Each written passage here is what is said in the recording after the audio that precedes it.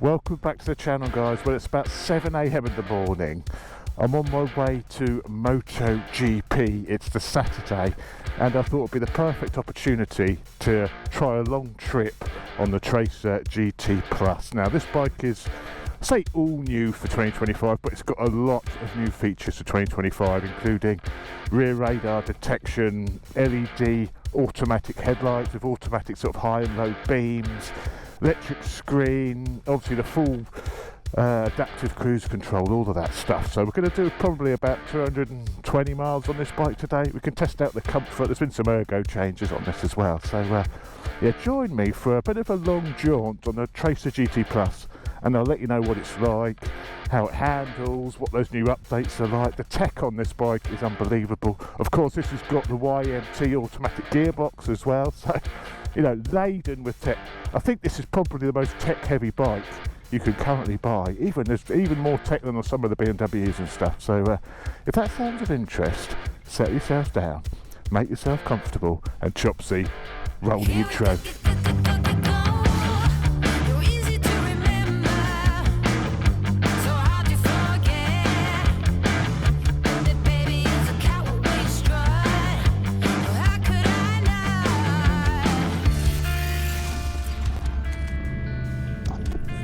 So the weather looks like it could be a little bit wet today, so this will be a good test for the bike because we can test out the weather protection as well.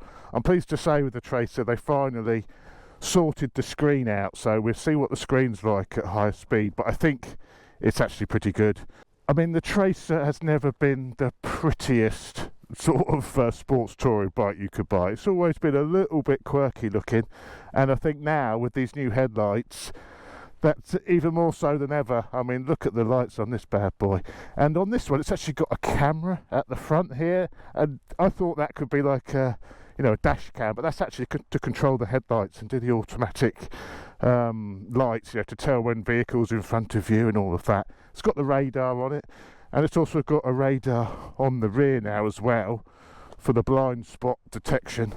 But yeah, it's never been the prettiest bike, has it, the Tracer? But to be fair to this one, in that colour scheme, which I really like, I don't think it looks too bad. But yeah, it's not the prettiest bike ever made, but it's made for a purpose, and that purpose is to do miles. So let's get on with it and jump on. Passenger seat on this does look really comfortable, doesn't it? And they've done a lot of work on the rider's seat as well. I think the bike is slightly higher than the previous one by 10 mil, but they've made the seat thinner at the front so those shorties can get their feet down. God, what is it with shorties wanting to get their feet down all the time? Can't they just put up with it and learn how to ride a taller bike? It now has a DLC coated chain, so a bit like the BMW endurance chain. So all DLC coated, less maintenance needed on the chain. So much on this bike, so much on this bike. What I do like, and what I forgot to use actually, is there's a little cubby hole on this now for your phone. So here we have a little charger, there's a charger in there, a little bit of cushioning for your phone to sit in there. And even if you've got a big phone, I've got an Ultra Samsung S24, I think, or whatever it is, I don't know. That's a tyre, isn't it? But it does fit in here, just about fits in there. But I forgot to put it in there, it's in my backpack. And I can't be bothered to swap it about, so that'll do for now. Hey, this is going to be a good test for the, so I can do it without putting the foot down. It's very, very good, the automatic gearbox at slow speed manoeuvring. It's very, very good. As I say, I went in the YMT launch, which was on the MT-09 when it first came out, and it's good, but I thought it was a little bit clunky. It wasn't perfect in my view, and I could tell jumping on this one, riding it back from Yamaha, it's been some big improvements on that YMT system. It was a little bit lungy previously. They seem to have sorted that. So first impressions, the gearbox is a lot better. And one thing they've really improved on this compared to the older model is the screen. That was always like the Tracer's, oh, I've got wet visor already, I can't barely see. That was always the Tracer's problem, wasn't it? I'm going to have to leave the visor up. The screen generated a lot of turbulence, and I found I had to have a little additional piece on top to get rid of that, you know, that turbulence you get on the helmet. Well, as you can tell already, that's pretty good, isn't it? And I'm 6'2", and that's the screen in the highest position. But what is really cool about this is they've added an electric screen. So if I drop the screen, that's when I get sort of the buffeting. But yeah, it goes up and down 100 mil, and in the upper position, that is just about perfect for me. And I can even ride with the visor open without getting any sort of air coming into the helmet. Actually, it's a bit of an issue because if I shut my visor and it's a bit wet and I'm wearing my glasses, why didn't I put my contact lenses in for this? I'm steaming up my glasses a bit, so I'm not getting enough airflow with the screen in the upper position. So if I drop it, I may have to drop it to get enough airflow through my helmet to clear my fogging, but it's not clearing my fogging, so I got the visor up and the screen up. So hopefully you can hear me okay with the visor up. So what have they done to the Tracer for 2025? Well, they've brought over all of the revisions from the MT-09. You remember they changed some of the gearbox, the 5th and 6th dog rings were changed. They've changed the airbox, so you get a bit more of a throaty noise through the airbox. There were some generator changes for the charging system. All of that has been brought across to the Tracer, including the new indicator buttons where you have to push it right and then push it right again to cancel. They're actually pretty intuitive once you get used to that, but a little bit weird to start with. And when you jump on this bike, because you've got funny indicators, you've got the YMT, which is, you know, you've got to get used to how to put it in gear. You've got all this other tech on this bike. It's quite a lot to get used to. It really is quite a lot to get used to.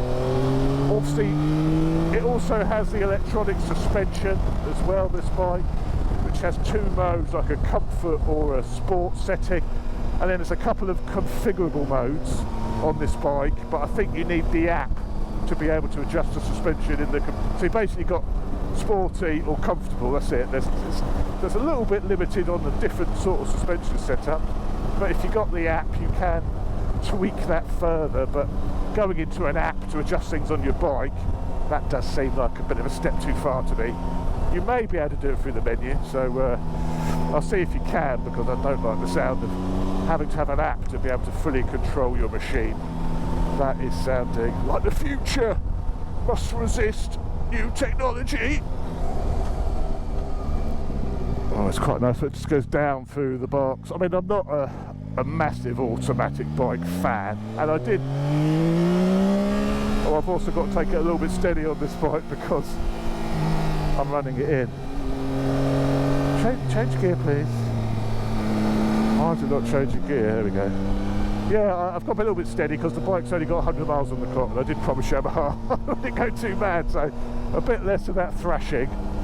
But yes, the engine is more or less the same apart from those updates. I think this is about 117 horsepower, 93 newton meters of torque. Yeah, it's that cross-plane triple CP3 motor, a really, really characterful, engaging engine.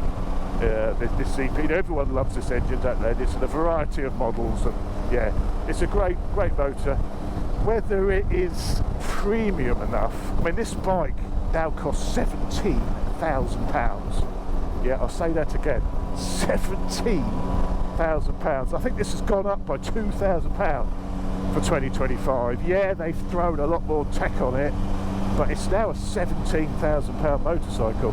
And my worry with this bike, yes, it's the cheapest bike you can buy, which has radar, cruise control and all of this tech. Yes, it's still the cheapest bike which has that tech available, but it's a £17,000 bike. Is this CP3 Tracer MT-09 engine a premium enough engine for a £17,000 motorcycle? I guess that's the question with this bike. You know, that's my concern with this bike. So we will see. But my criticisms in the past were, you know, this is a little bit vibey, this engine. You know, it lacks a little bit of that sort of premium smoothness which you might expect for a bike which costs £17,000. So that would be my only slight reservation at this stage with this bike. But I'll report back on that at the end of the day when I've done a few more miles. I've got to do at least an hour on the motorway today, probably an hour and 20 minutes on the motorway. So that adaptive cruise control is going to be a blessing there, especially on the A34 where it's only 2 lanes and you have to put up with the lorries doing the overtaking game. when they're sat side by side for a mile as one tries to get past the other. I don't know why they do it. Why can't one of them just ease off a tiny bit and let the other one in? HGV drivers, why do you do that? Why do you do your drag races on the motorway? Ooh, still enough power to get a little cheeky bit of wheel lift, and this is just in the normal drive mode. This isn't in the sporty mode. Oh, there's so much to talk about on this bike.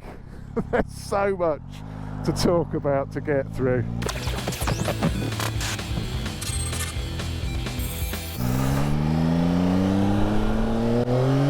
Oh, sorry, you meant to be not flashing it. It's quite, this is the drive mode. It's quite willing to let the bike rev a little bit. That's how I think this differs to the DCT system, this YMT. On the DCT, you're straight up to top gear straight away, and you're sort of loading the bike up, and it's sort of coasting along in a higher gear. Even though this is in the drive mode, see, it's leaving it in 5th now, whereas if this was DCT, this would without doubt be in 6th gear by now. So it does leave the bike in a decent rev range to get straight on the power. So I do like what they've done there. And if I were to flip it into the, oh, here we go, the Street D.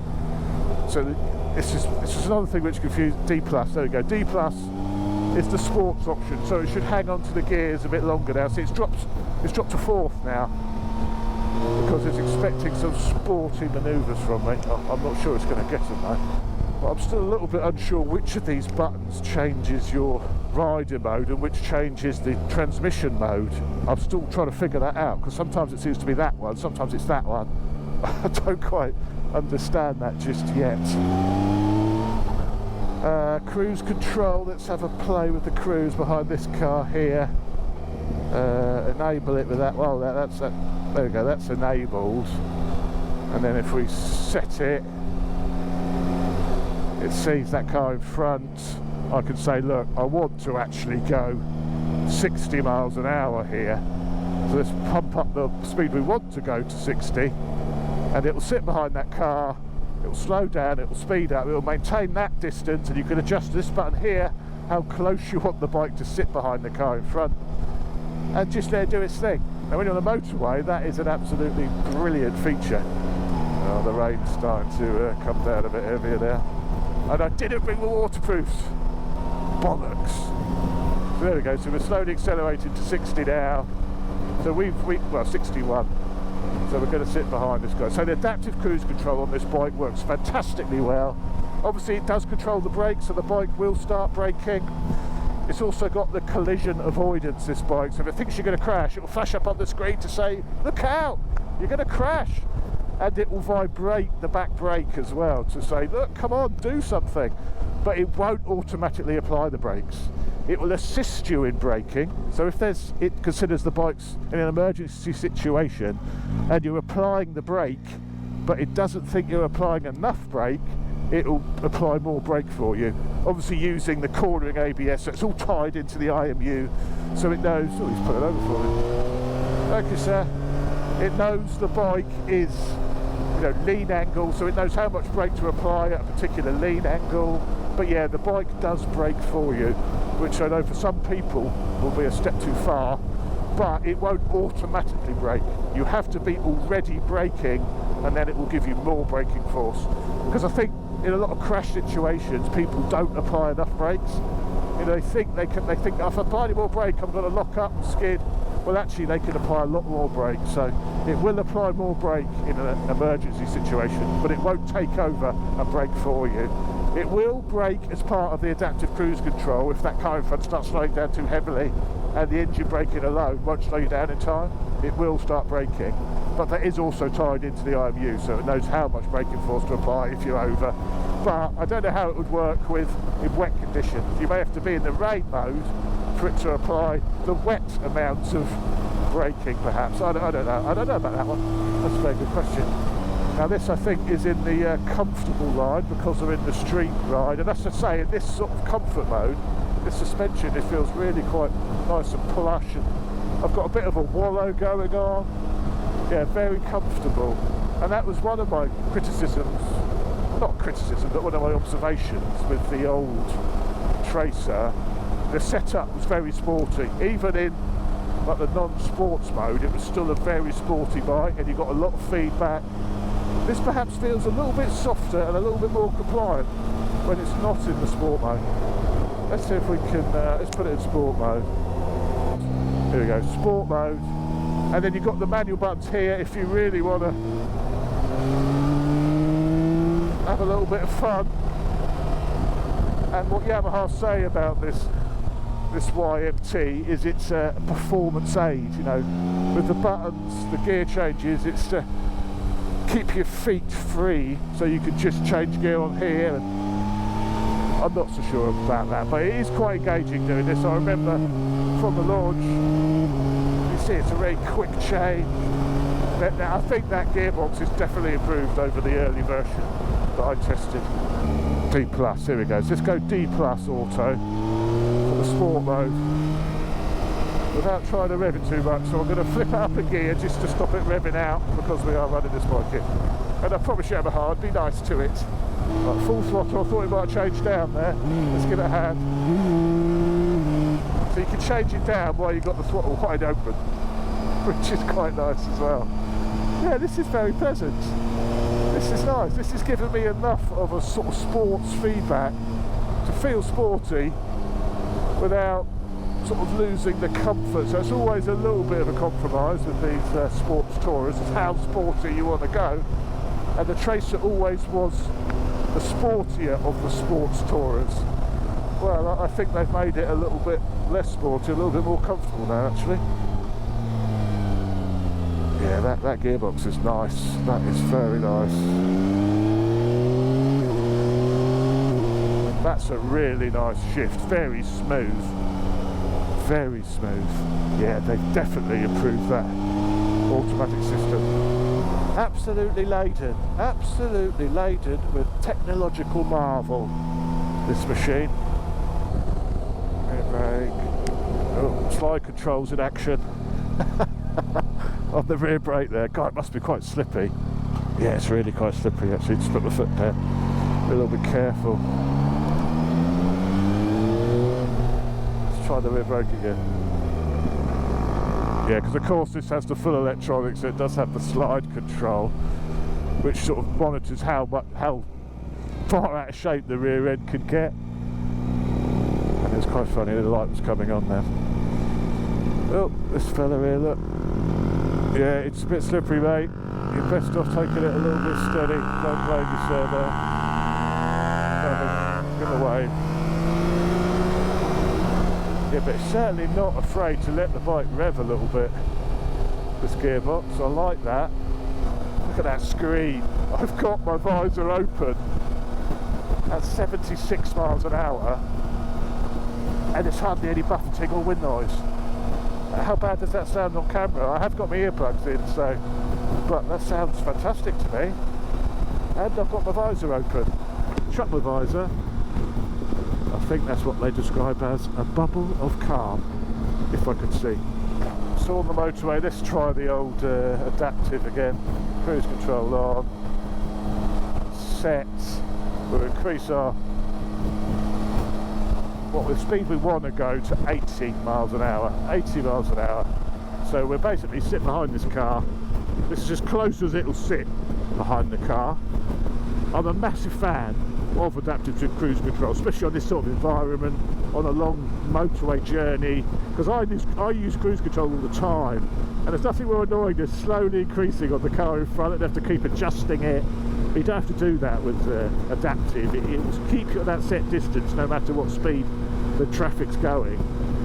But what I don't like about it is to keep that distance. If that guy slows down, it will use the brakes.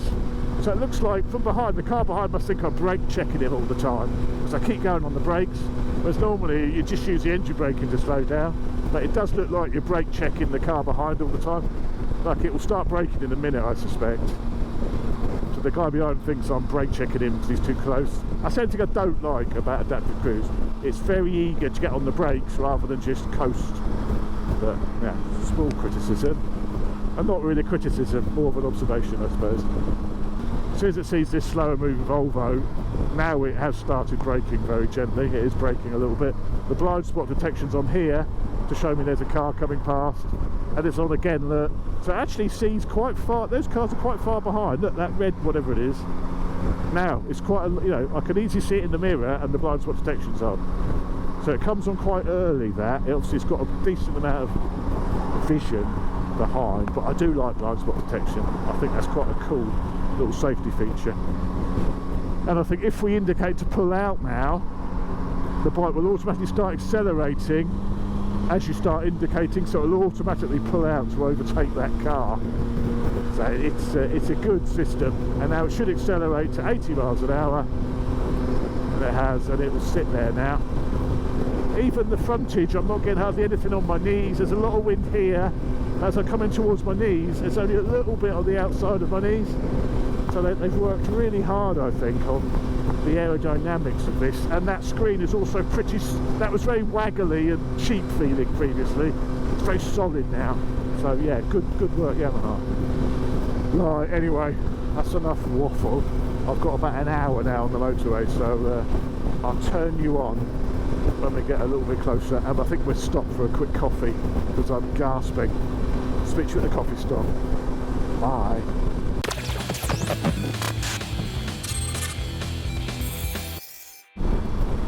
Well, I've been going for an hour and 10 minutes according to the onboard runtime monitor, and yeah, it's been about 50 minutes on the A34, and I was going to stop for a coffee because normally by the time I get to the top of the A34, which is gone through Oxford, so there's a nice little Starbucks coming up, which I normally stop off because I'm normally really ready to have a little bit of a break.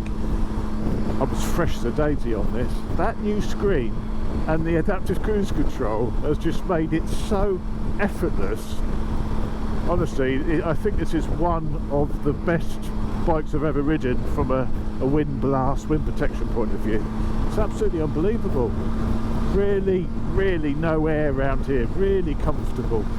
One of the things I was slightly concerned about is this engine. It's a little bit vibey, and I've been sort of pushing the speeds up to 85 at times on the adaptive, and even at 70 there's a little bit of a buzz through the bars and a tiny little bit through the foot pegs, not much, but it's not got a completely smooth ride, and I think that comes down to that CP3 crossplane triple.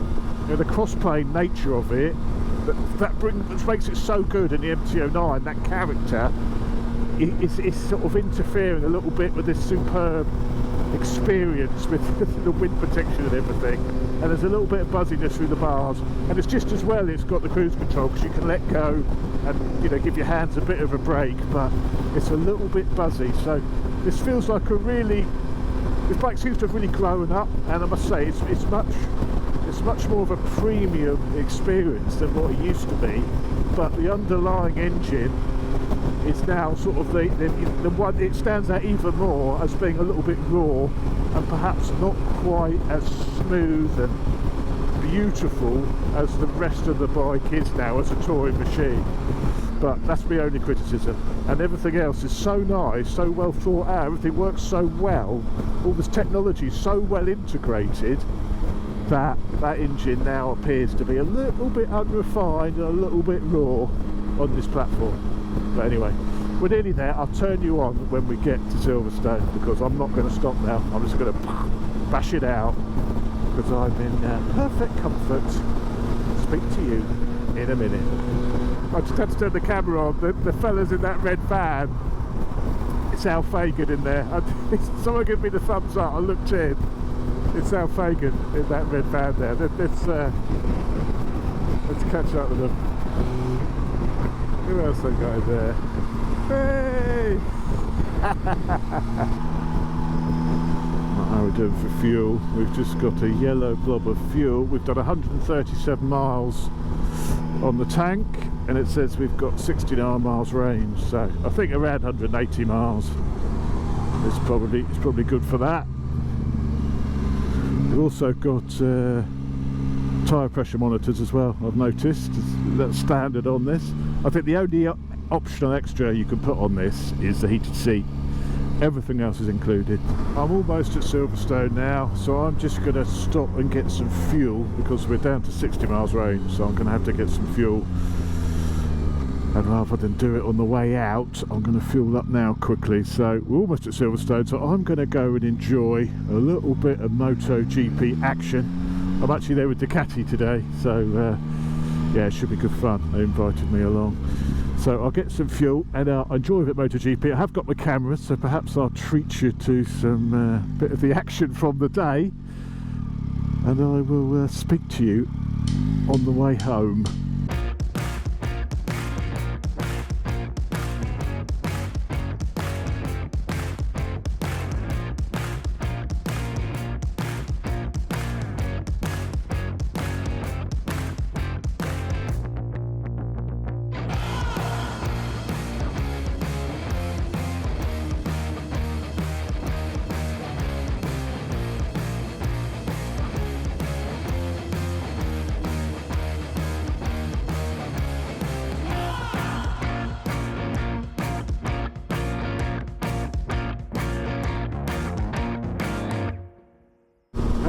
So the Tracer 9 GT Plus, it's incredibly good. I think the best thing I could say about it is I've never ridden a bike with so much comfort on the motorway. I think this screen, they've done a fantastic job with that, and even though I'm 6'2", absolute bubble of calm, like I've never experienced before really. I've just ridden back from Silverstone. MotoGP was good, by the way. I enjoyed that, and yeah, I've done it in one trip again. I didn't bother stopping. I've been going for an hour and 20 minutes, perfectly fresh. The seat's comfortable on this bike. You know, they've made changes to it. I think it's an improvement, and I've just got it in the sport mode now, and I've gone manual on the box. The blipper is so smooth, so fantastic. That quick shifter, yeah, seamless. And it is actually a lot of fun whacking up and down on the buttons through the box. It is good fun. It is quite engaging. Would I spec it? Well, there's no choice, because the GT Plus only comes with the AMT. So I don't like it when it's forced upon you a little bit like that, but it really does work well with this bike, with all the other electronics all integrated with it. It's impressive. It's impressive. I mean, how sporty is it? I mean, there's definitely more touring potential with this bike. Without a doubt, this is a better touring machine than the old bike. It feels a little bit more sophisticated, a little bit more grown up. They've added some bracing to the frame and stuff on this bike as well. But, you know, what I worried about at the beginning is this engine a little bit raw for a bike which is £17,000? It is a little bit, and I'm actually finding it a little bit buzzy through the bars as well. I've had numb fingers a couple of times. Thankfully you've got the cruise control, so you can let go of the bars, but yeah, I found it a little bit buzzy. Now this bike is new. It only has 250 miles on it now, thanks to me, and you know, whether that's a running in type thing and that'll get better, but yeah, I found it a little bit buzzy through the bars. Not too much, not too intrusive, but certainly as buzzy as my GX, maybe a little bit more than the GX. You know, BMW XR, a bit like that. So yeah, a little bit surprised by that, and that's not something I really remember with the older model. So it could just be this bike, it could be because it's so new, and that could improve. But yeah, it's very good. I don't think it's as sporty perhaps as the old one. Let's have a bit of overtaking power. The suspension definitely has a very sporty and a more comfortable mode. There's definitely a big difference between those two suspension modes when you flop it between them. This is now in the sporty, which has got a decent amount of support. I mean, it does feel quite long, this bike. It's got a long feel to it, and the front sometimes feels like it's doing something a little bit different to the back. It can still be a little bit bouncy, but it's always a compromise for a sports touring machine. you know, when they set these up, they sort of have to decide whether it's going to be sporty or whether it's going to be comfortable. And the Tracer always was the sportier of the sports tourers. I think this is now a little bit more touring in, a little bit less sporty perhaps, but it's still sporty enough to scratch that itch. And actually, the automatic box sort of, I think, actually does bring a bit of sportiness to this.